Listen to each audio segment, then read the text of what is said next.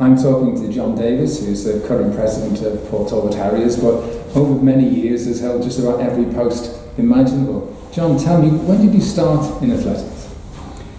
I started in 1967. I worked in a steel company with Derek Moss, who I think was chairman of Talbot Harriers at that time. So he asked me to join the Harriers, and so I did. Excellent. What was your earliest memories of the Harriers? Well, Derek Moss in particular, we worked together and we trained together. There was also Jim O'Brien, who ran at the time. He was probably our best runner, I think, at the time. Do you have any particular early memories of characters that were around in those days? The biggest character, I suppose, was Arthur Williams. He was a co-founder of the club. I didn't know him well at that time, but he was always to be seen at practically every meeting, wearing his blazer and badge and white shirt and tie, which was customary for officials at that time. He seems to have been an amazing character, didn't he? He did so much over the years, both with our club and with others. Yeah, he was heavily involved in Welsh athletics and British athletics.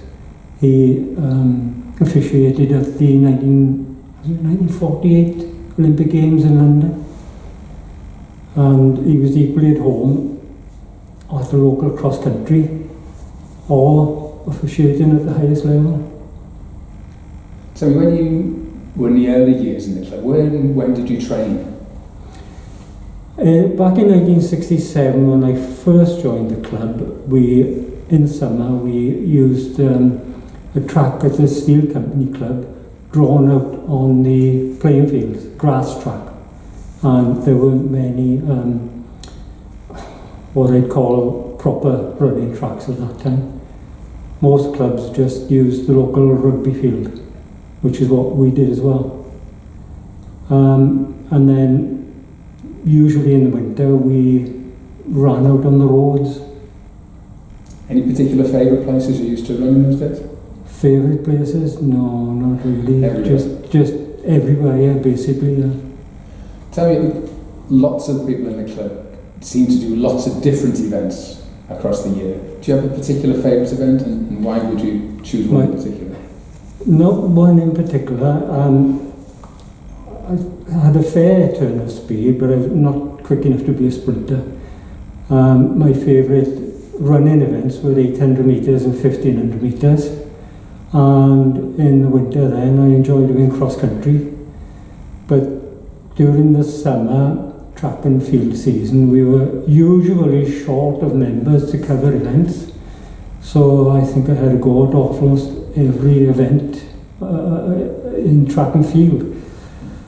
Probably my favourite track and field event was the javelin, and I competed quite a few times for Welsh Masters at the javelin in the area match. And what would have been your best times and distances in those days? I think my 800 metre time was about 2 minutes 12, and 1500 metres was about 4 minutes 30, and then I think my best javelin throw was when I represented Welsh Masters in the inter-area match, and I won that day with 43 metres 36, I think. You also did a marathon, I seem to remember. I did one marathon, 2 hours 55, and never did another one, just too far for me. Just out of interest, did you compete in athletics at school before you joined the club? Not in my early days in school. My last year in school, I entered the school sports, and I did the 100 metres and came third in that, and the first two were the senior rugby team wings. So. What about your early competitions? Do you remember your first time you actually represented Port Talbot Harriers? Yes, it was in May '67, I think, and it was what was called a sevens competition. It was for junior members. There were only 7 events, and I think I did most of them. There was a track drawn out in Llandarcy on the grass playing fields again, and it hadn't been measured out properly. It was the race was 110 yards at that time, and my first race for Port Talbot, I ran in that and managed to win that in 12.8 seconds or 12.5 or something like that. That might possibly have been an under-20 record for 110 yards, because nobody ever ran 110 yards. It was always 100. That's very impressive. Tell me, these days the club communicates with its members using social media, email, Facebook, all these sorts of things. But that wasn't around when you first joined the club. So how did you communicate with each other in the club? In the early days, probably by word of mouth at training sessions. People used to send letters in those days, actually, and we'd get a letter asking if we were available for certain events. Later on then, around about the 80s, started writing a newsletter called Paper Chase. I wrote it for about 4 years, and then Alan Perkins took over for about 7 or 8 years after that. So that was the main means of communication then, I think, until the internet took over and things like Facebook and so on.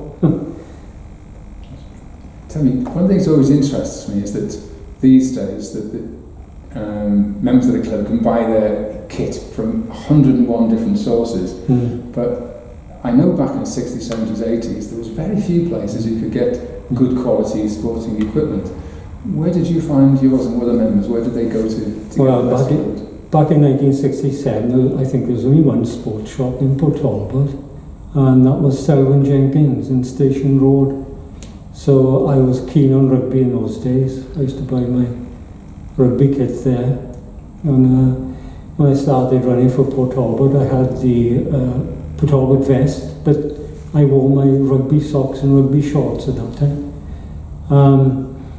We didn't have trainers.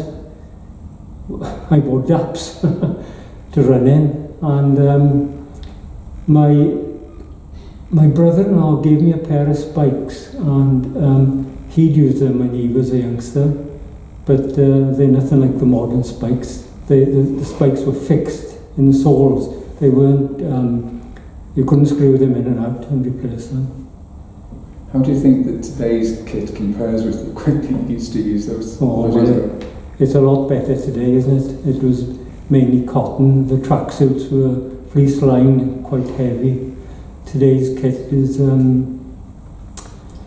it's lightweight. It's designed to keep you cool and wick away the sweat, and the trainers have got cushioning that and motion control devices that were never even thought of back in the 60s. So it's come on in leaps and bounds, to coin a phrase. John, thanks ever so much for this interview, and on behalf of everyone in the club, thank you for all the work you've done for us over the many, many years that you've been involved in the club. My pleasure. Thank you.